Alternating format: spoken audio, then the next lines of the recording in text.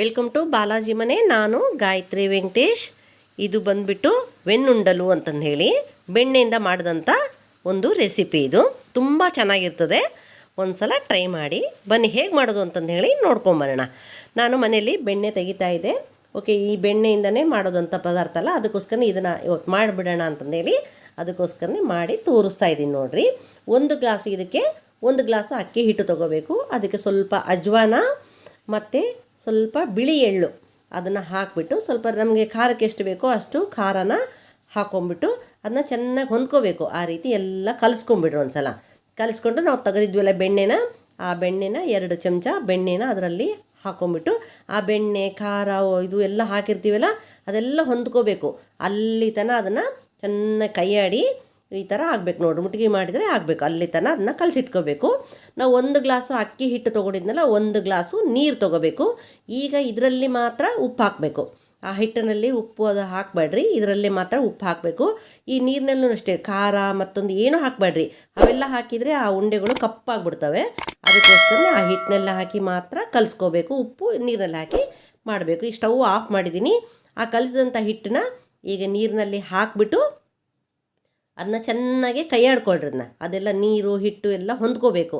ಆ ರೀತಿ ಅದನ್ನ ಕೈಯಾಡಿಕೊಂಡು ಒಂದು ಪ್ಲೇಟ್ ತೊಗೊಂಡು ಮುಚ್ಚಿ ಇಟ್ಟುಬಿಡಬೇಕು. ಒಂದು 5 ನಿಮಿಷ ಮುಚ್ಚಿಡಬೇಕು. ಇದನ್ನೆಲ್ಲ ತೆಗೆದು ಹಿಂಗೆ ಕ್ಲೀನ್ ಮಾಡಿ ಅದು 5 ನಿಮಿಷ ಮುಚ್ಚಿ ಇಟ್ಟುಬಿಡ್ಬೇಕು. ಅದನ್ನು ಹಿಟ್ಟು ಸ್ವಲ್ಪ ಮೆತ್ತಗಾಗ್ತದೆ.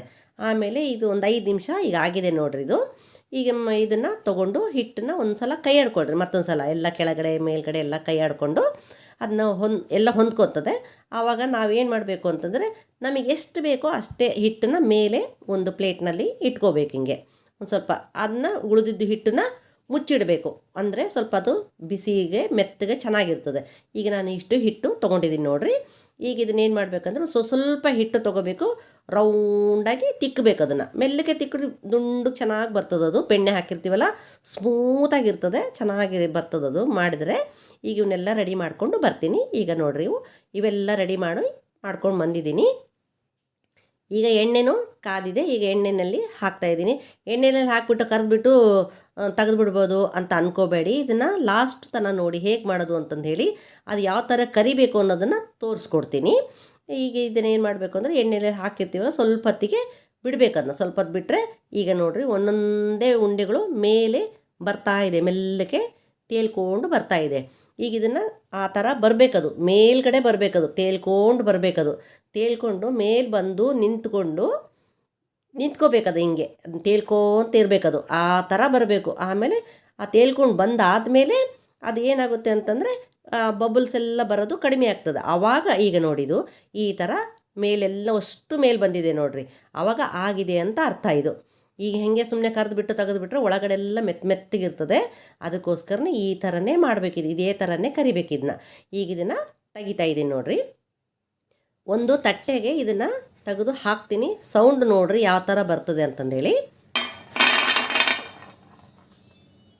ಈಗ ನಿಮಗದು ಸೌಂಡ್ ಕೇಳಿಸಿರ್ತದೆ. ಅಷ್ಟು ಕ್ರಿಪ್ಸಿಯಾಗಿ ಚೆನ್ನಾಗಾಗಿರ್ತವೆ. ತಿನ್ನೋಕ್ಕೂ ಅಷ್ಟೇ ಟೇಸ್ಟ್ ಆಗಿರ್ತವೆ, ಭಾಳ ಚೆನ್ನಾಗಿರ್ತದೆ ನೋಡಿರಿ. ಇದು ನಾನು ಹೇಳಿದ್ನಲ್ಲ, ಮೇಲೆ ತೇಲ್ತಾ ಇರಬೇಕು ಅವು, ಅಂದರೆ ಅವು ಒಳಗಡೆ ಆಗಿದೆ ಅಂತ ಅರ್ಥ. ಅದು ಈ ಥರನೇ ಕರಿಬೇಕು.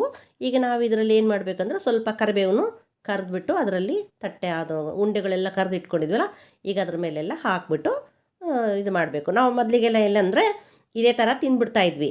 ಈಗೆಲ್ಲ ಮಕ್ಕಳಿಗೆಲ್ಲ ಸ್ವಲ್ಪ ಚಾಟ್ ಗೀಟೆಲ್ಲ ಹಾಕಿದರೆ ಚೆನ್ನಾಗಿರ್ತದೆ ಅಂತಂದೇಳಿ ನಾನೇನು ಮಾಡಿದ್ದೀನಿ ಅಂದರೆ, ಸ್ವಲ್ಪ ಮೇಲ್ಗಡೆ ಚಾಟೆಲ್ಲ ಉದುರಿಸಿ ಈ ಥರ ರೆಡಿ ಮಾಡಿದ್ದೀನಿ ನೋಡಿರಿ.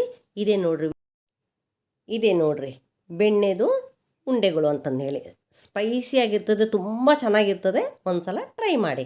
ಈ ವಿಡಿಯೋ ಇಷ್ಟವಾದಲ್ಲಿ ಲೈಕ್ ಮಾಡಿ, ಶೇರ್ ಮಾಡಿ. ಹೆಚ್ಚಿನ ವಿಡಿಯೋಗಳಿಗಾಗಿ ನಮ್ಮ ಚಾನಲನ್ನು ಸಬ್ಸ್ಕ್ರೈಬ್ ಆಗಿ.